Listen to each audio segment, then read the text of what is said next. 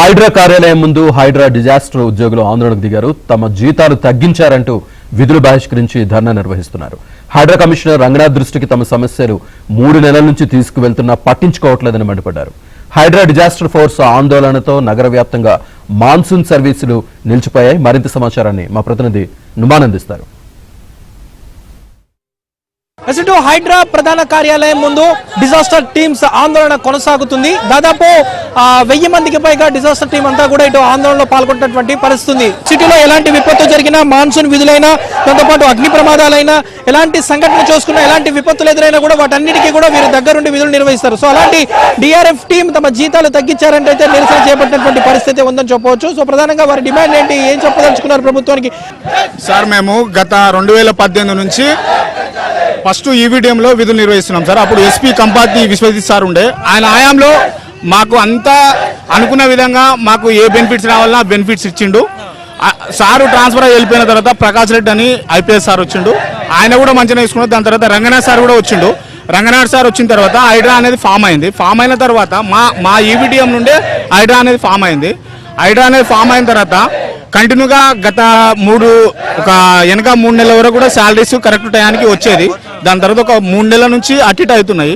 తెలంగాణలో ఎక్కడున్న సిరిసిల్ల ఫ్లడ్స్ కానీ, వరంగల్ ఫ్లడ్స్ కానీ, మొన్న వచ్చిన ఎస్ఎల్బిసి రెస్క్యూ, టన్నల్ రెస్క్యూ కానీ ఎక్కడైనా కూడా మా టీంలో మూవ్ చేసి మేము రెస్క్యూ ఆపరేషన్స్ నిర్వహించినాము. ఇందులో ఉన్న ఏ ఒక్క మార్షల్ కూడా లోపలికి వచ్చి చేసిన పరిస్థితి లేదు. ఓన్లీ డిఆర్ఎఫ్ అసిస్టెంట్లు మాత్రమే, డిఆర్ఎఫ్ మేనేజర్లు మాత్రమే ఈ రెస్క్యూ ఆపరేషన్స్లలో పాల్గొనడం జరిగింది. సిరిసిల్ల ఫ్లడ్స్ వచ్చినప్పుడు గత 15 రోజులు అక్కడే ఉన్నాము. వరంగల్ ఫ్లడ్స్ వచ్చినప్పుడు గత 10 రోజులు అక్కడనే ఉన్నాము.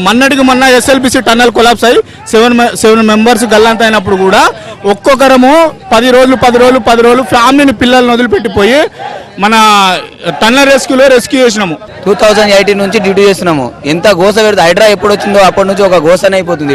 ఇక్కడ తీసుకెళ్ళలేదా? ఇంతకు ముందు తీసుకుపోయినాం చెప్పాడు సార్. నా ఒక శాలరీ తక్కువైతే నేనే ఇక్కడ నుంచి ఇడిచిపెట్టిపోతాం చెప్పారు. కానీ ఎప్పుడు చూసినా 3 నెలల నుంచి ఇదే గోస. ఎవరు చెప్పాలనో మా బాధ, ఎవరికి చెప్పాలనో ఎవరికి అర్థమైతలేదు సార్. మాకు అనుకూలంగానే సమాధానం చెప్తున్నారు కానీ ఫార్వర్డ్ కావట్లేదు సార్. అది మా బాధ. ఏంటంటే ఫార్వర్డ్ కావట్లేదు సార్. మేము యాక్చువల్గా 2018 నోటిఫికేషన్ ఇచ్చినప్పుడు డిఆర్ఎఫ్ సంస్థ అనేది అప్పుడే ఏర్పాటు చేశారు. అప్పుడు మాకు నోటిఫికేషన్ రూపంలో డ్రైవర్గా తీసుకున్నారు మమ్మల్ని, డిగ్రీ క్వాలిఫికేషన్ తోటి. బిఫోర్ జిహెచ్ఎంసీలో చేసిన ఎంప్లాయీస్ ఎవరైతే ఉన్నారో వాళ్ళందరినీ ప్రజెంట్ అప్పుడు నడిపించుకున్నారు. దాని తర్వాత 2018 అయిపోయిన తర్వాత అప్పుడున్న విశ్వవిద్యాలయ ఐపీఎస్ కంపాటి సార్ ఉండే. అప్పుడు మాకు 12,000కు జీతం చేయమని చెప్పేసి మేము చేసుకుంటూ వచ్చినాము.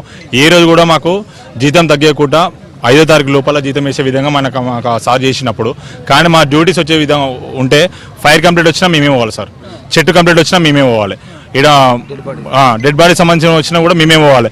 ఇక వర్షాకాలం వచ్చిందంటే మోరీలు కూడా మేమే సాఫ్ చేయాలి సార్. లాస్ట్కి అవన్నీ చేయాలి. లాస్ట్కి వచ్చేసరికి ఇప్పుడు ఏమో మాకు జీతము మొన్న గత బ్యానర్స్ ఉంటాయి కదా సార్, మన రాజకీయ నాయకులు బ్యానర్స్ కూడా మేమే రిమూవ్ చేసేది ఉండే. ప్రతి ఒక్క పని మేము చేసినప్పుడు మా జీతాలు తగ్గియాల్సిన అవసరం ఆఫీసర్లకు ఏముంటుంది సార్? ఒక ఆఫీసర్ జీతం తగ్గిస్తే వాళ్ళు ఊరుకుంటారా సార్? మా చిన్నతర బతుకులు సార్ మావి. ఓకేనా సార్? చేయి దెబ్బలను కూడా డ్యూటీ చేయాల్సిన కర్మ వచ్చేసి మాకు. ఏ రోజు ఎవరైతే ఒక ఐపీఎస్ క్యాడర్లు ఉన్నాయో, ఎవరైతే ఆఫీసర్ ఉంటారో వాళ్ళు మాకు న్యాయం చేయాలి. కానీ ఈ అన్యాయం చేసేది ఎక్కడి సార్? ఇప్పుడు కమిషనర్ హోదాలు ఉన్నారు మా రంగనాథ్ సార్. ఇప్పుడు గవర్నమెంటే ఆ సార్ చేతులు ఉన్నది. ఇప్పుడు సీఎం సార్ చేతుల్లోనే ఇప్పుడు ఎవరు మా కమిషనర్ సార్ ఉన్నాడు. అలాంటప్పుడు జీతాలు పెంచవచ్చు కదా సార్? తగ్గాల్సిన అవసరం ఏముంది సార్? కొత్త జీవో తీసుకొచ్చి 19,500 జీతం ఇస్తుంటే నిన్నాక మొన్న వచ్చిన వాళ్ళకి 20,600 రూపాయలు ఆలకిస్తారు జీతము. మాకేమో 17,000 19,000 జీతం ఇస్తా అంటే మేము ఎట్లా బతకాలి సార్? మేము హైడ్రా చీఫ్ రంగనాథ్ పట్టించుకోలేదు. దాదాపు 3 నెలల నుంచి తమ కార్యాలయం చుట్టూ తిరుగుతున్నా కూడా ఎవరు పట్టించుకోనటువంటి దుస్థితి ఉంది. అందుకే తాము ఈ ఆందోళనకు దిగామంటూ కూడా ఇక్కడ ఉన్నటువంటి హైడ్రా డిజాస్టర్ బృందాలైతే తమ ఆవేదన వ్యక్తం చేస్తున్నటువంటి సిచ్యువేషన్ అయితే మనకు కనిపిస్తుంది చెప్పొచ్చు. వీడియో జర్నలిస్ట్ శ్యామ్తో నుమాన్, ఆంధ్రజ్యోతి.